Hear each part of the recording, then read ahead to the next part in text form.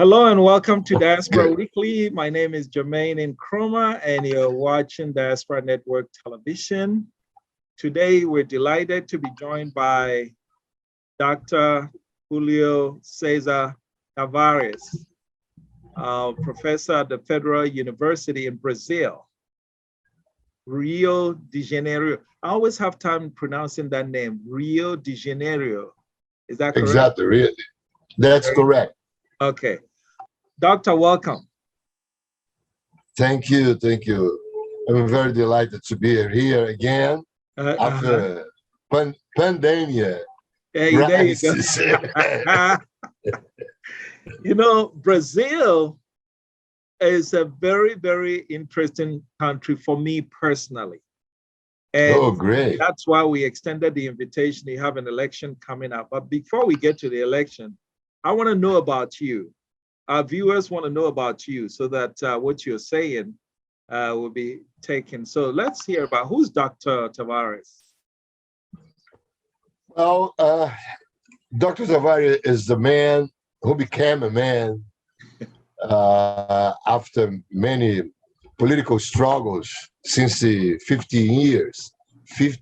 Since when I was 15 years old. So I grew up under the military dictatorship in Brazil. That's the moment when I got my political prospection, my political view of Brazil. So I grew up here in Rio de Janeiro, which is a city with 50% of blacks and no blacks. It's very different from Bahia, in which is a state where you find 85% of Afrodescendants is in wow. Bahia. But in Rio, it's about a half and a half. So I came from a mixed family when we have indigenous people and black people. So I grew up among this very Afro-Indigenous environment. And I grew up in a ghetto. The ghetto is a really strong reference for me. Tell us about the ghettos and that ghettos in Brazil. Yes, you have we call this favela, you know? Favelas are the ghettos, are the neighborhoods. Okay. Blacks neighborhoods where you have a very strong African descendant culture based on religious African origins and rhythms and cuisine and clothes. So when you come to Rio, for all of us, that's my recommendation. Try to come to some of these very black neighborhoods where are the school of samba in terms of music. That's the strong or the strongest tradition, musical tradition in Brazil. Came from West Africa, especially from Angola.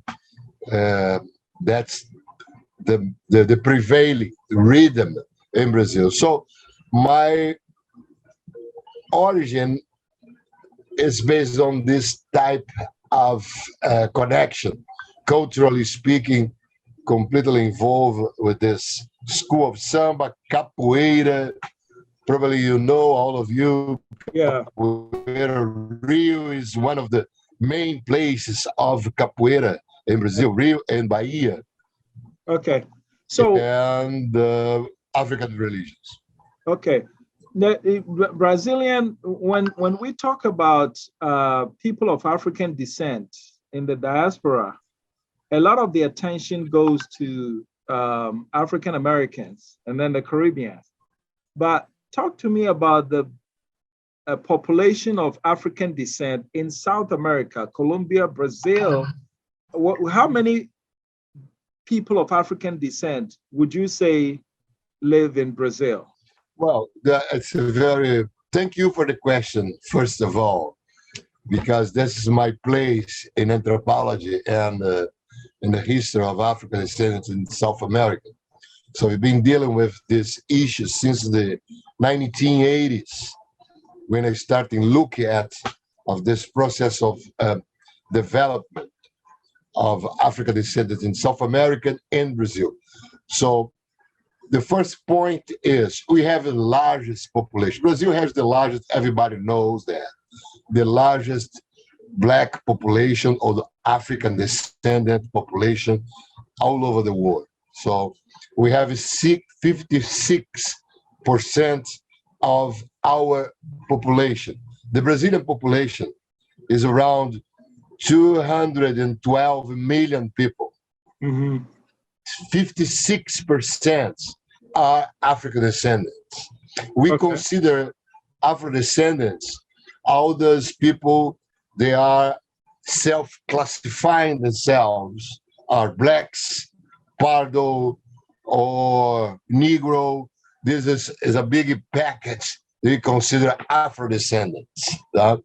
It's like a political agreement in terms of racial and ethnical issues to organize politically the community of color in Brazil.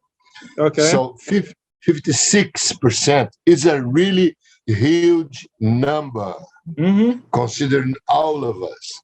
What is very interesting is the census that occurs each 10 years in Brazil.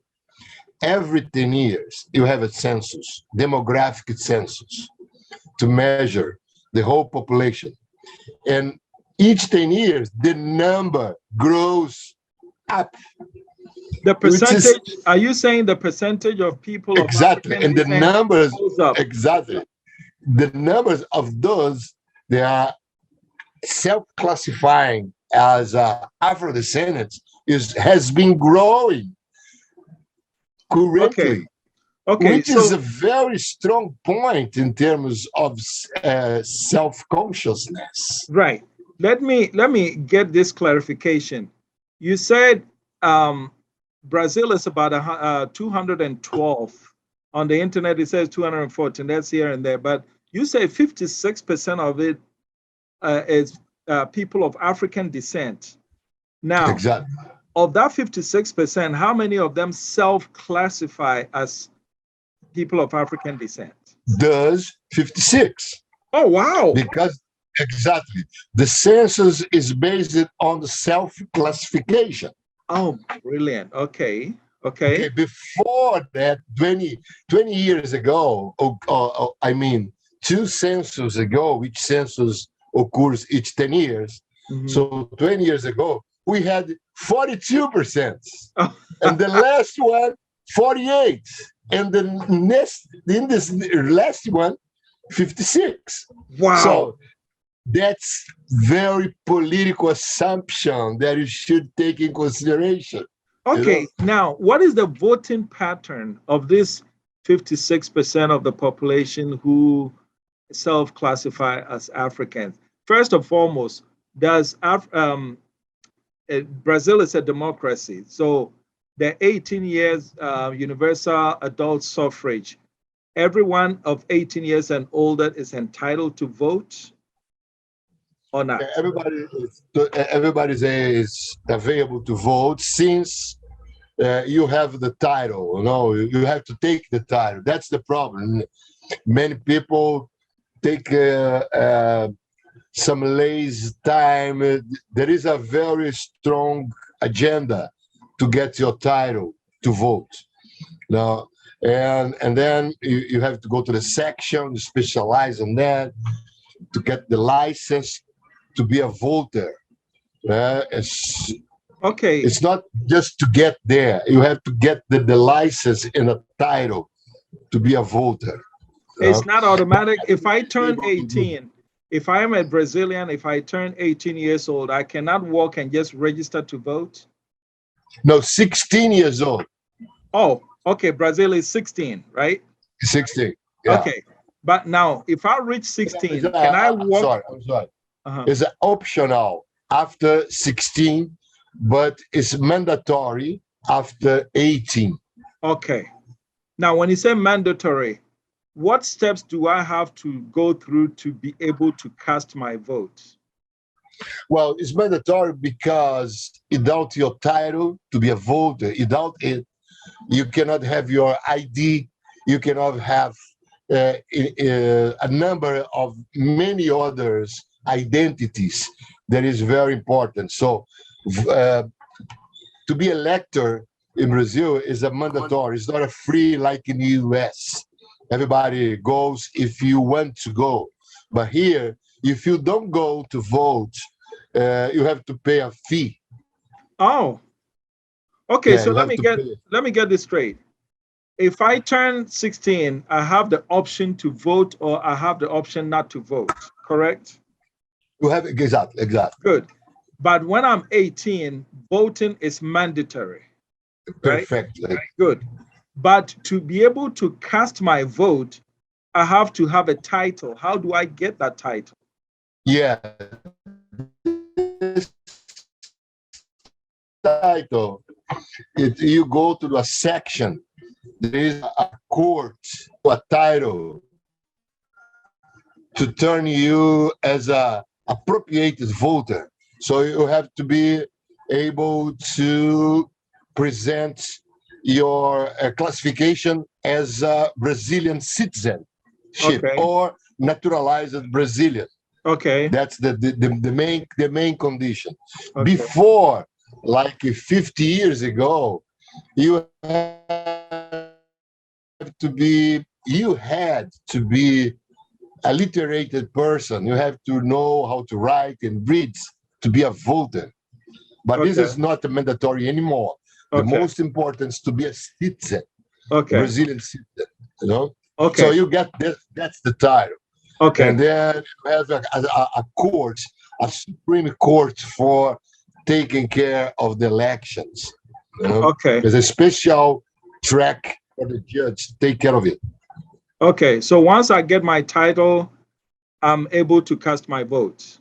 Exactly. Though you are able to do this. Every 2 years, you have a vote system. Now, you have first for the counties, mayors and deputies for the counties, and 4 years each 4 years you have elections for mayors and deputies in the county, and presidents and senators like we had now. Okay. All right. So if voting is mandatory and 56%, did you get? Yes. If voting is mandatory and 56% of Brazilians identify as Afrodescendants, right?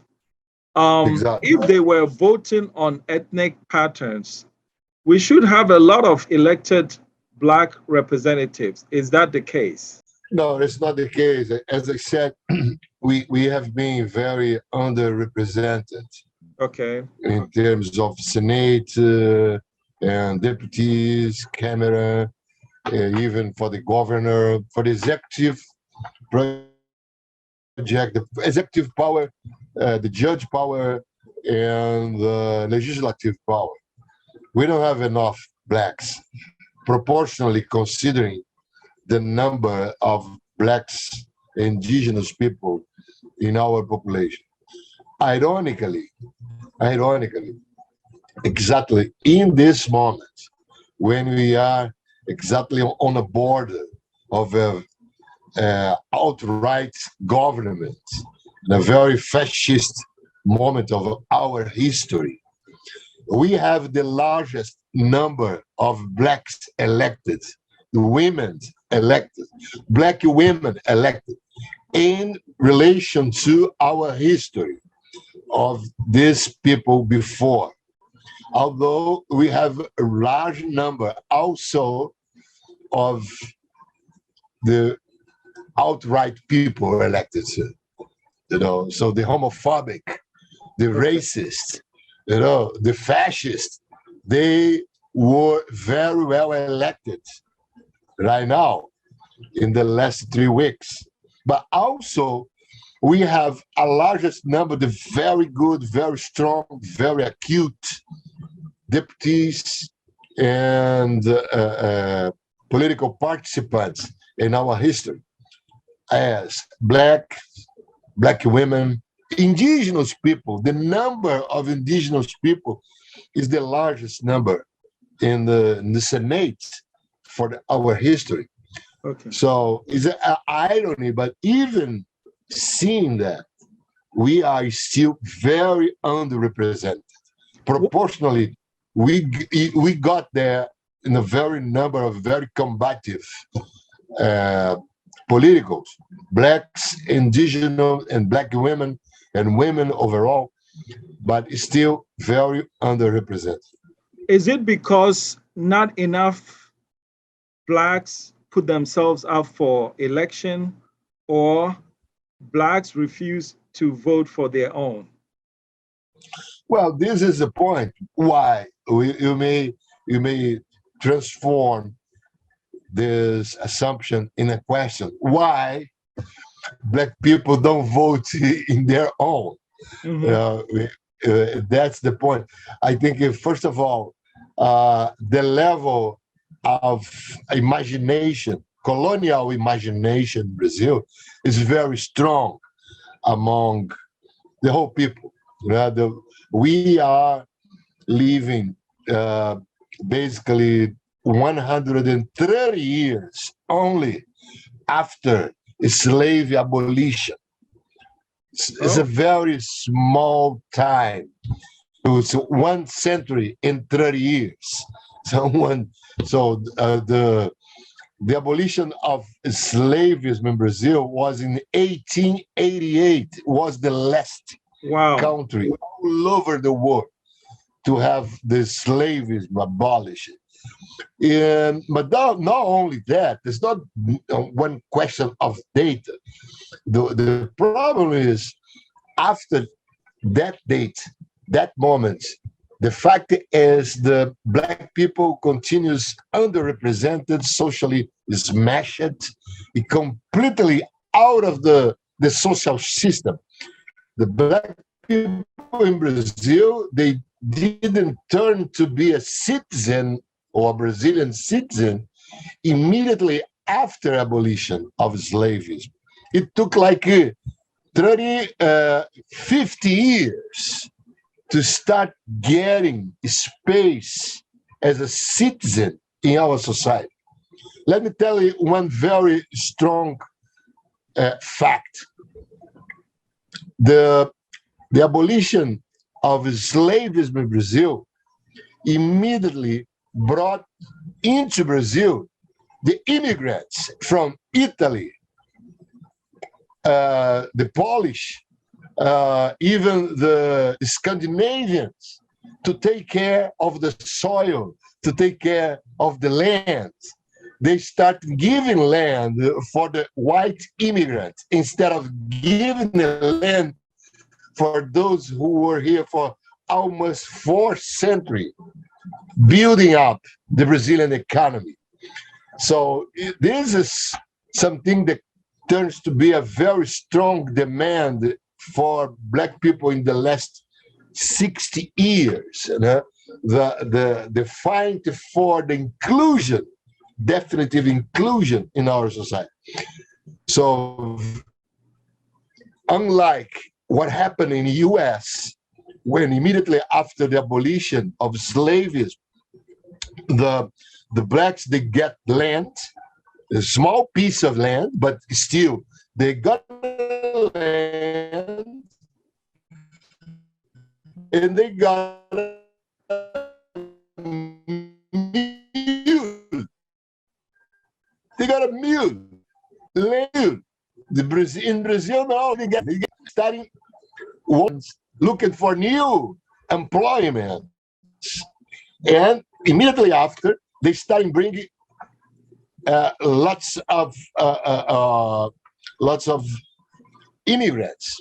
They started getting the owners of those lands. So that's one very important economic aspect, territory.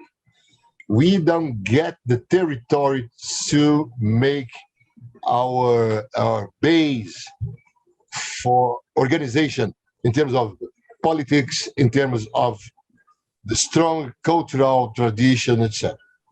So if that's why that if you understand that, you understand what is favelas in Brazil.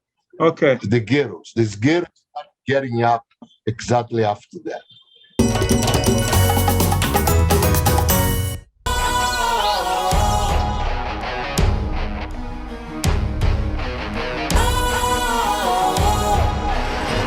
What's cool, fresh and trendy with a new look? Makes you feel real good, that refreshing vibe. Satisfies you right just the way you like. Do you know? Do you know? Do you know? Ain't gotta do it alone. Specialized makes you glow. Anytime, anywhere.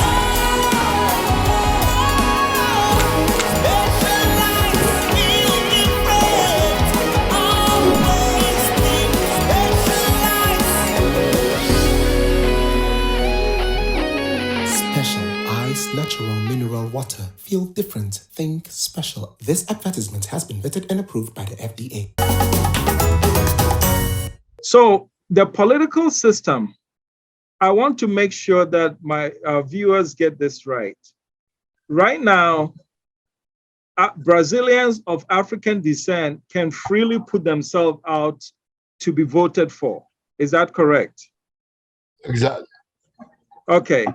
And voting is mandatory, right? Exactly. If you don't vote, you pay a fine, right? Exactly. Okay. So it seems to me that this is the perfect situation for Afro-Brazilians to get radically into the political system. Exactly. So, but why missing? What is missing that this is not happening?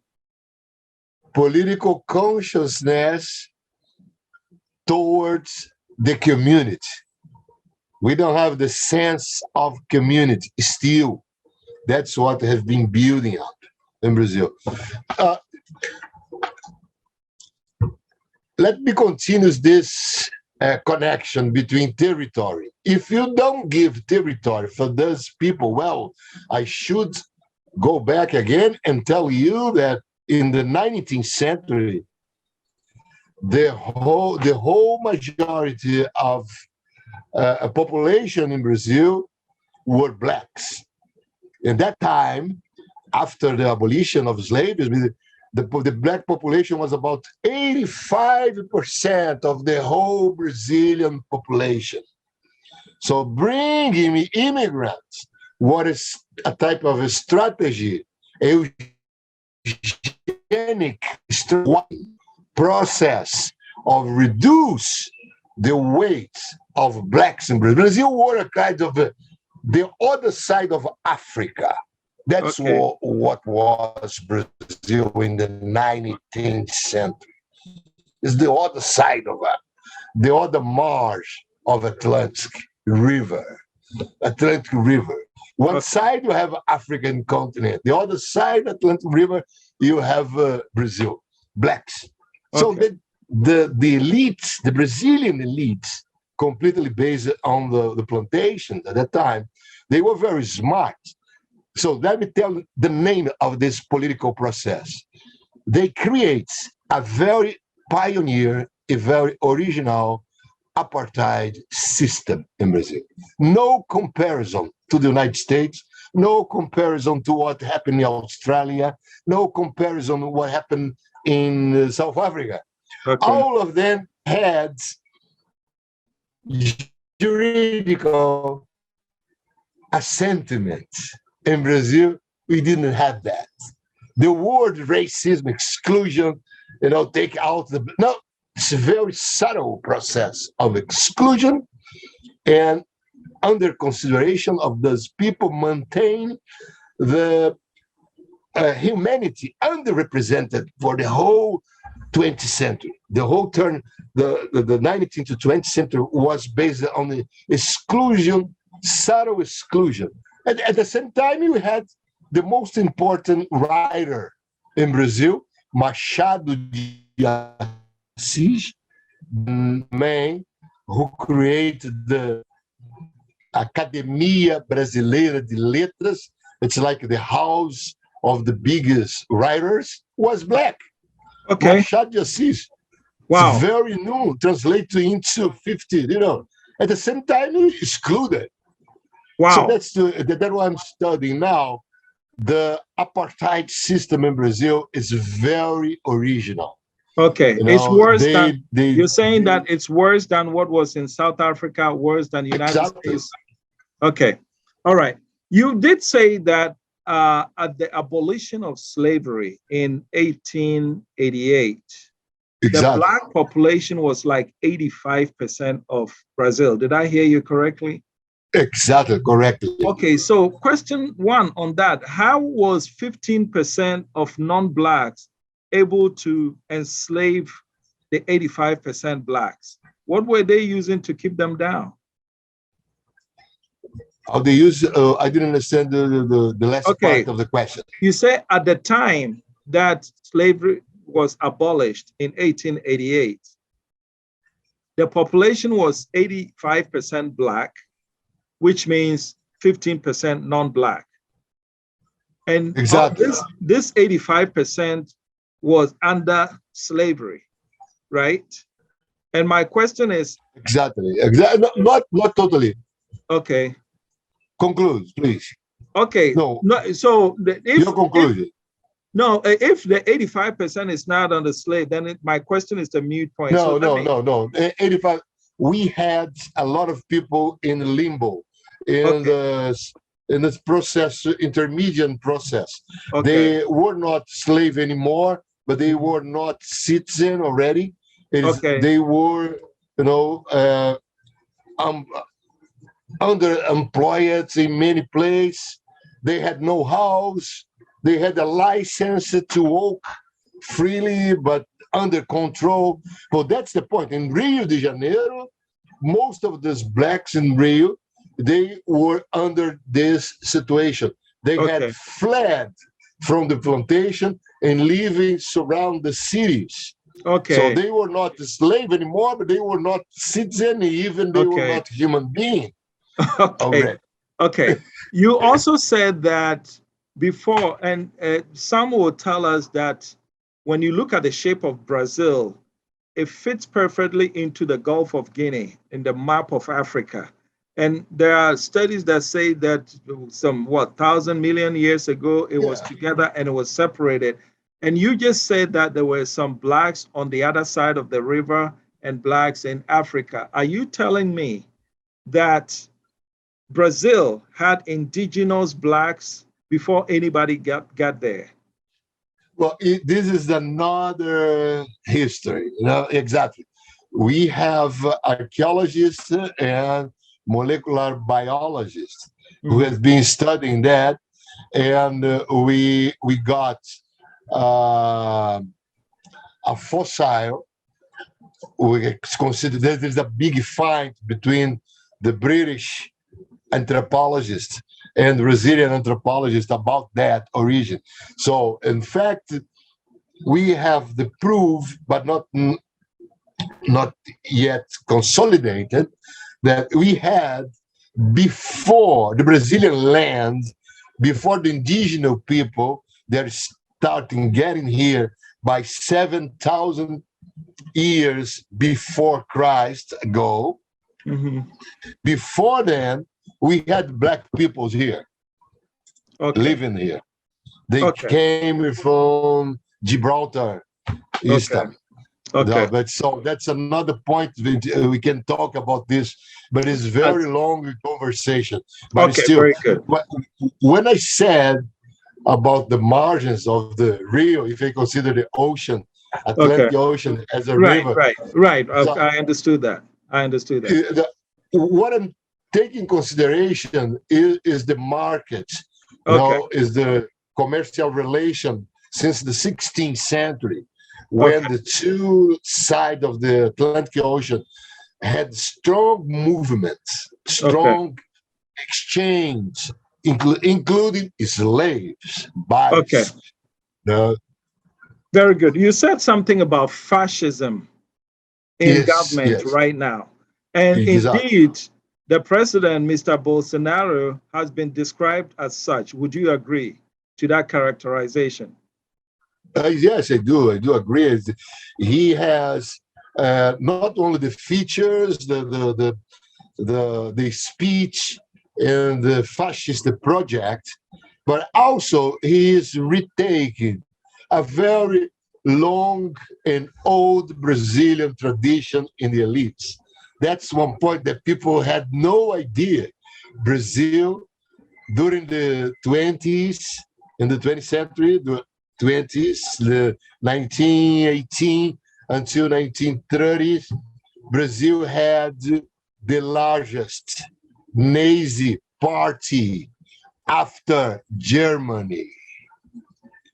So the tradition of fascism and Nazism in Brazil is long. There is long time ago. Brazilian elite had appropriate of this sympathy,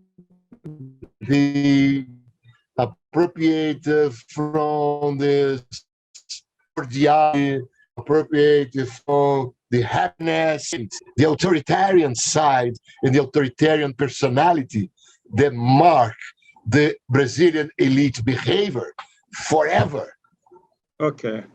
So that's why it's very difficult for us when talk about the Brazilian elite.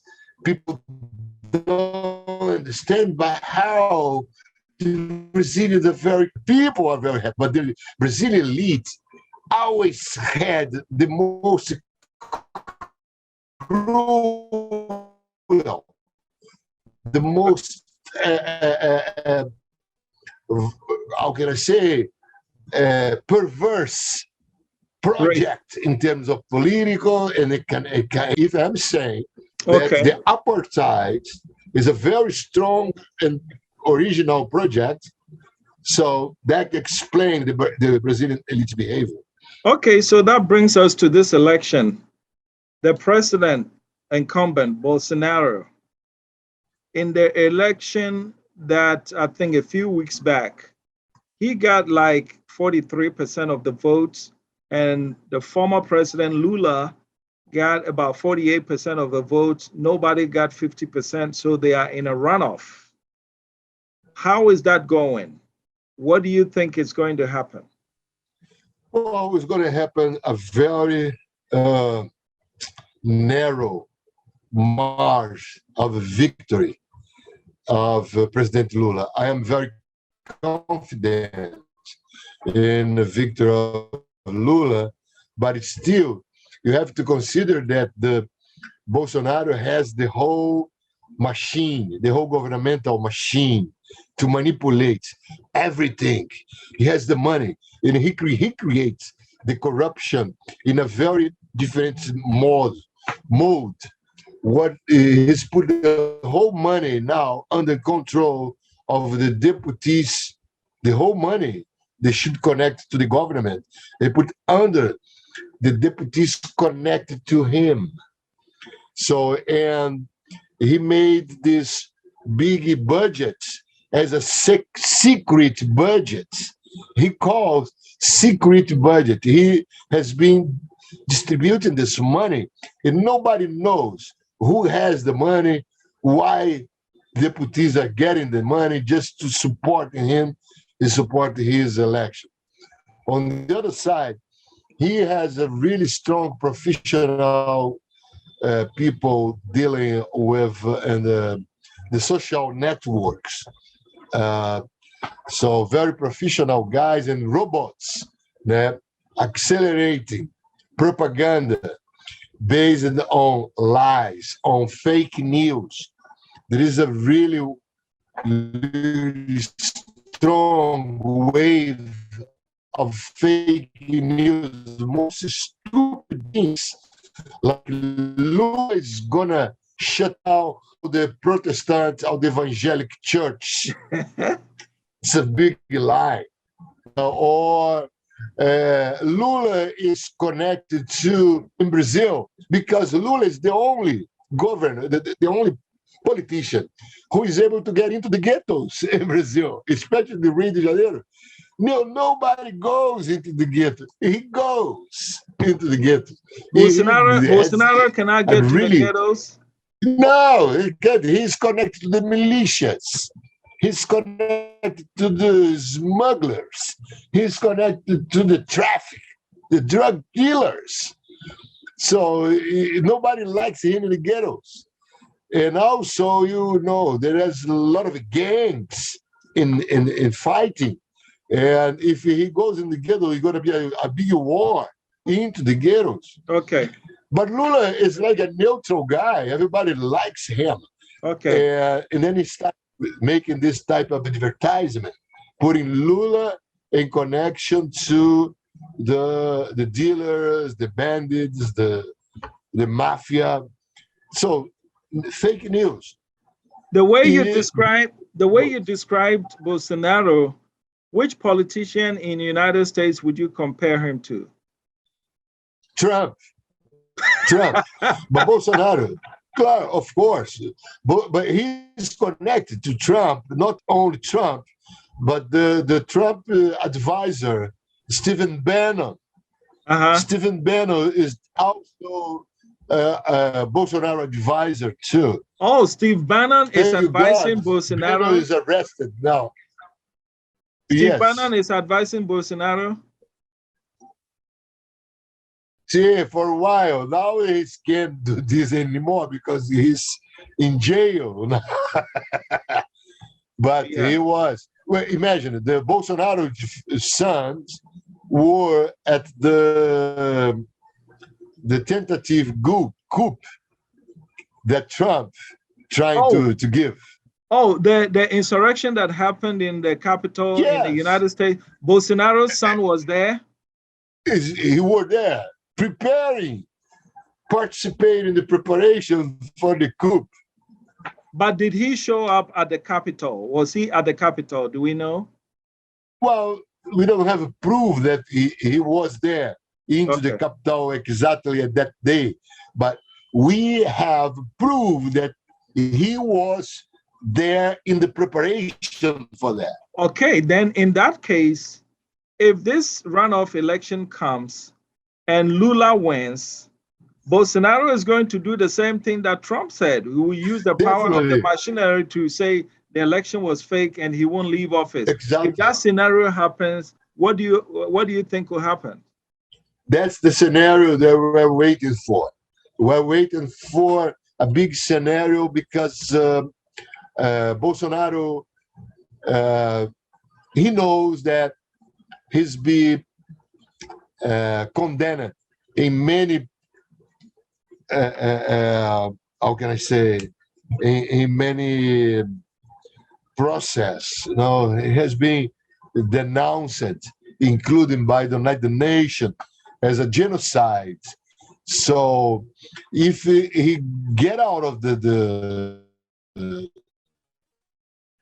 presidency chair as a president of be in jail, everybody knows that.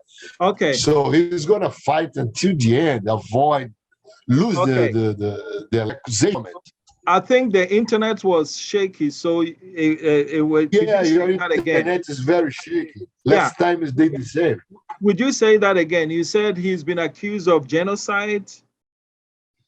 Yeah, he has been accused by genocide by the United Nations. So there is a process created by the Brazilian politicians in the opposition who accuse him as a genocide because he did very few against the pandemic moment in Brazil. Just to give an idea, Brazil had 3% of the deaths in the 19 COVID in the whole world. Yes. But it's you know the numbers. Huh? The numbers in Brazil was very high. Yes. Very high. The Yes. same proportion as the United States. But Brazil is no doubt that Brazil has the most solid culture of vaccination. We are very experts in this process of vaccination. We have been export vaccine for all over the world. So, and right at the beginning of the COVID, we have the offer from many industry for Brazilians to buy immediately the vaccine, but he didn't get. He said, "No, it's going to be a very small, flu. It's going to be like a flu. You That's don't the want to same have thing the Trump vaccine." did. Yeah, he said that. Okay, so the question is, the genocide that Bolsonaro is being accused of, is it because of his mishandling of the COVID? Are they attributing the COVID death under his leadership to genocide? Is that what I'm hearing? Exactly. Because we consider that two-thirds of the death could be avoided. Okay. If he got the vaccine since the beginning, when he got the offer from many pharmacy industry. But genocide is usually targeted at a group of people. With COVID, he had no way of telling who would get COVID and die from COVID. So how can you accuse him of genocide? Because the group of people surround him was reinforced his idea. The Minister of Health, the Minister of Education, the Minister of Transport, the Minister of Work, so the employee, because the problem was for him, you cannot shut down the country because of the economy. Everybody should go to work. You don't need to take the vaccine. Let's go to work. Don't need to use a mask. Okay. So all the preparation to avoid the contamination, he was putting barriers. Yeah. So he didn't reinforce the culture to protect the people. That's the accusation, solid accusation against him, proposedly. But he himself got COVID, right? He got COVID, but he didn't take in consideration, like, because I was an athlete, so COVID got me in a very small phase. Why? Because they have some comorbidity. Okay. It's not my problem. And not only that, he didn't go to any hospital. He didn't say any good words for those family who lost a lot of people. He didn't have empathy with the people. Oh yeah, we know that because in the middle of the pandemic, we saw him on ski, right? Bolsonaro, he was on ski, just partying during the pandemic. Exactly. Okay. And not wearing masks. Yes. Okay. All right. So when is this runoff election? Oh, the 30th. The 30th of this October. month. Okay. Yeah, exactly. And they had on Sunday. He and Lula had Sunday of October. Okay. He and Lula had a debate. Is there going to be another debate between the two? Yes, the last one is going to be last week. Next week, okay. The final week. Okay. At the Global. What the Global system. Okay. Is that when they after the debate, did you see any movement in the polls in terms of people changing their minds as to who they'll vote for? No, the numbers are very consolidated. Lula has been keeping the difference of 6-7 points. We had another research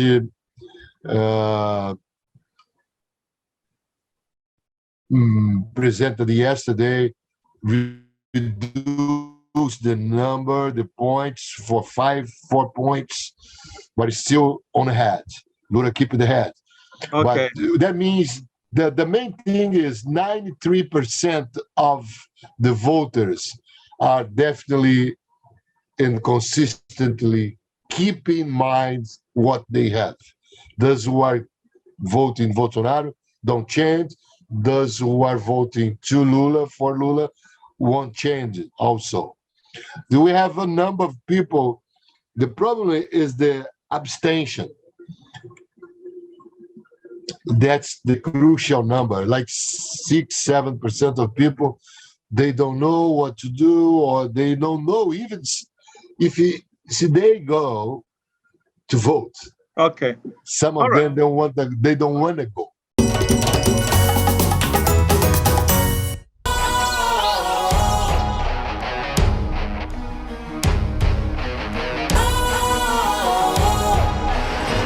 What's cool, fresh and trendy with a new look? Makes you feel real good, that refreshing vibe.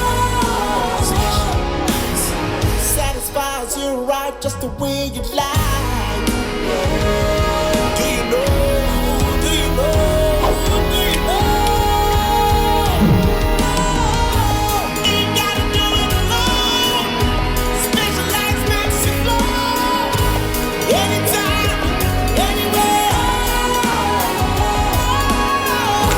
Specialized feel different. Always think specialized. Special ice, natural mineral water. Feel different. Think special. This advertisement has been vetted and approved by the FDA. So, do you have anything? What are some of the positive things that, in your view, Bolsonaro did while he was in office? Exactly. I think that's a good question. During these 4 years, Bolsonaro had done only bad things. Only bad things. We had getting out of the hungry map all over the world. And now we are getting into again. 33 million people in Brazil are suffering without food every day. 33 million. It's a lot. We go back. You went back to the hungry map. So all the bad things, the money for scientific research, we had been in a very strong and fast process of doing science in Brazil, even social projects. All this money got out, went to that money that he called secret budgets. He took all this money, put in there, all the medicine for free, distributed for the people in Brazil. He took out this money too. Only bad things. So health, education, transportation, everything, and security in bad shape. But the good thing is the high level of political consciousness that Bolsonaro brought out, especially for underrepresented people. So Bolsonaro showed us exactly the dirty things under the rug, the dirty things of Brazilian culture, the dirty thing of the political position of the Brazilian elites, the complete projects of absence of commitments with the people of the Brazilian elite. Everything became visible for us. Okay. That's, to me, is the most important thing that Bolsonaro brought out. And also the strong tradition of Nazi fascism in Brazil. Revealed all that. I'm struggling to see how someone can be so bad, so fascist, and in a country of 56% Afrodescendants. Exactly. He's still maintaining about maybe 47% of the votes. How is that possible? Well, including a lot of poor people and a lot of black people voting for him.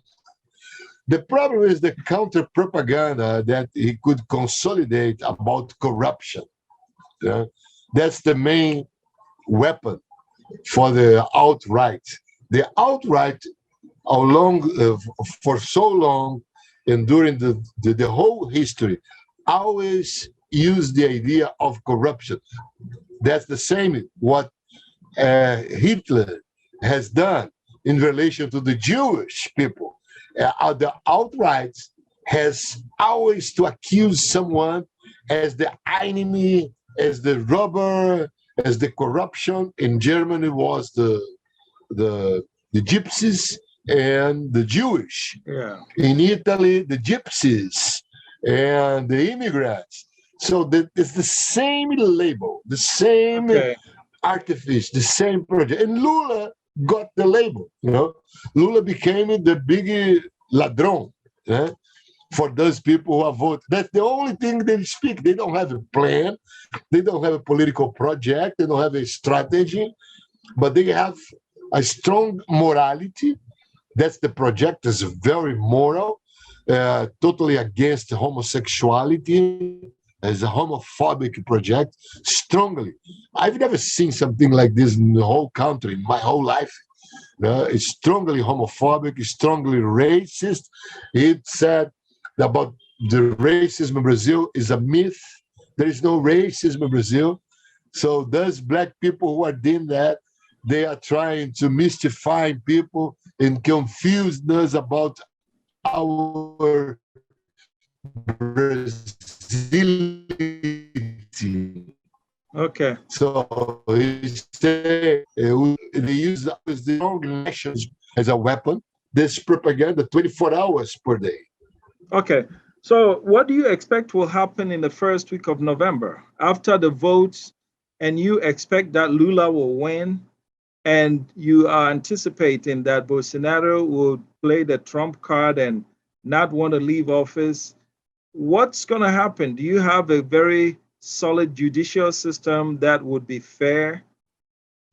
Well, so far, the juridical system has been supporting what the final drops of democracy that we have. Though the election system has a court, a body of judges. They have been fighting consistently every day, daily, against the fake news, and punishing all those people who are, feeding this process. But one thing is very sure for all of us who are very into this political analysis: Bolsonaro is not relevant for the elite anymore. Okay.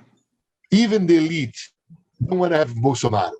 Even the outright elites, they need to change the face of the leader of outright in Brazil. So Bolsonaro will be out in any case, but Bolsonarismo is alive. The outright ideology is alive. It is alive and for a long time. Okay. That's the problem. That's the main problem. The problem is not Bolsonaro anymore, but the ideology of Bolsonarism that will became alive in the Congress. Okay. So what would you like the rest of the world to know about the plight of Afro-Brazilians that we currently don't know? Well, I think they need to know that, first of all, the commitment of Afro-Brazilian is growing strongly, despite this very fragmentarian projects of putting ethnicity, race, gender, identity aside, created by this outright organization through Bolsonaro and Bolsonarism. But despite that, we are growing, and I guess the main warriors for this fight against fascism in Brazil, you being blacks, Rands. Our vote will be definitely the most important to put down this project. Everybody's very confident that even the northeast of Brazil, Lula has around 70%. It's a lot. Between 60 and 70% of confirmation of the election. And the black peoples are there. You know, the black people, even in Rio, in Bahia, 72% of the acceptance of Lula as a country. It's very important to have the support, the political support, all over the world from now, including for our brothers in Africa and in South America and in North America. We should create during this moment a very strong alliance to support black people, because the genocide, not only during the pandemic era, but also very strong among the black youth in Brazil. We have like 60 something youth being dead by the security system in Brazil. So there is police brutality in Brazil as well. Exactly. Okay. Exactly. Against blacks, indigenous people too. Okay, I want to shift a moment to the Amazon. The Amazon is in Brazil and currently is the largest forest reserve in the whole world. And recently we saw some fires in the Amazon. What is the state of the Amazon right now and the people in there?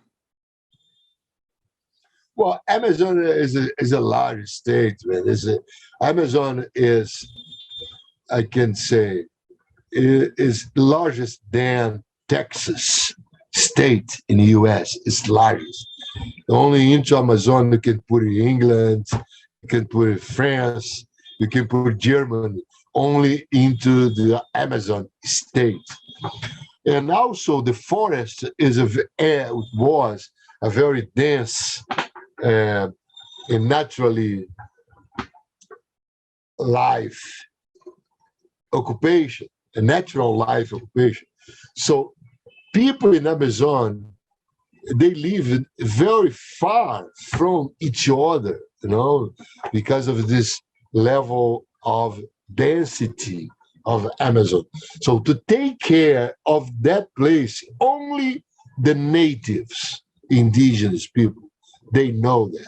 It's like a wisdom, is a millenary wisdom that they have, and they keep spreading this knowledge to take care of the nature as a parent, right, as a sibling.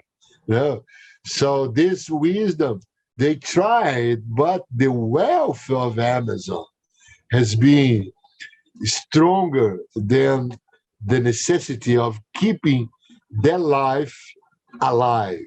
Okay. I went to Amazonas, and I can tell you, when I went to the forest, you only understand the forest Amazon when you go there, because the feeling that I had was like something strong and large, infinite, waiting for me. When you enter, when you start getting into the forest, the feeling that you had is something. I have goosebumps when I start talking about that experience. It's getting into a big being alive. The forest should be understood as a big being, is a being So people, they are competing with those who get this feeling, yeah, as a heritage from the indigenous wisdom. They don't take in consideration the big being alive there, stands there. They only look at the trees. They look at the minerals. They look at the water. They don't look at the beings as a complex. It's a being. Is everybody should have the experience to get into the forest. It's something absolutely how do you travel? solid. How do you travel through the forest? Is there roadways in there, or like? No, you have to get some connection to people. You know, there is a highways that cut the forest. The Trans-Amazon is one big that cuts from 1970 to 1979. They started building up the big highway, cutting the whole Amazon forest. But it's not that.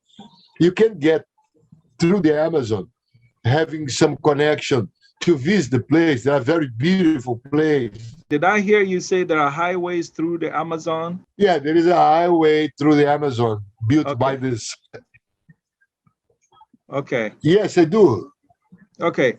No, I said yes. There is a highway called Trans-Amazonic.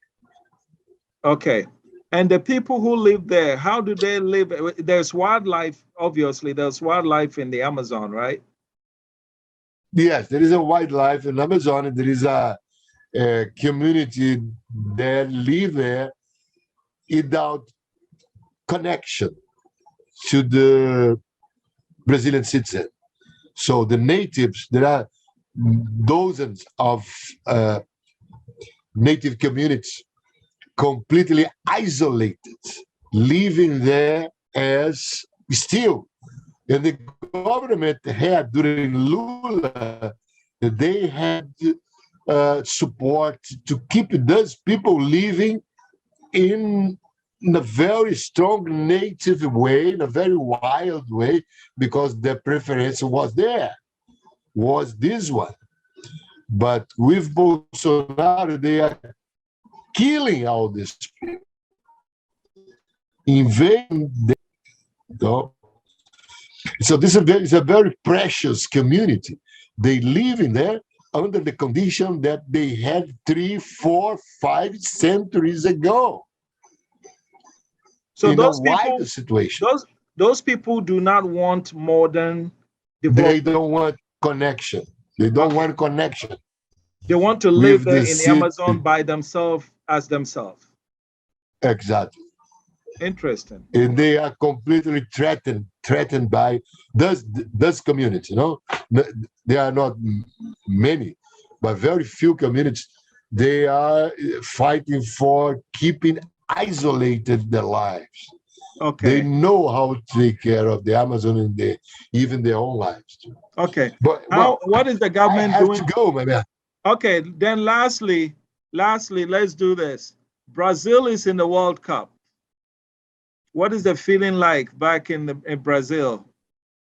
Well, it's not like those one times that we had before. We are very much involved in the election, in our destiny, than in the World Cup. Of course, people are trying to follow a little bit what happened. My daughter, for example, has an album and buying every day, you know, a series of pictures of the players all over the world, but our mind is completely focused on the election. Okay. Well, I'll tell you what, Dr. Julio Cesar Tavares, thank you so much for giving us a window to look into Brazil. Like, I personally have never been, I never had the opportunity to before. So I want to thank you especially for appearing on Diaspora Weekly. And we hope to make time to be able to speak with you again after the election and when great. everything has been calmed down and everything is okay. Definitely. I hope so. I hope so. Thank you so much. It was Thank a pleasure to have you All here, right. man. Take care. All right. Take Bye-bye. care.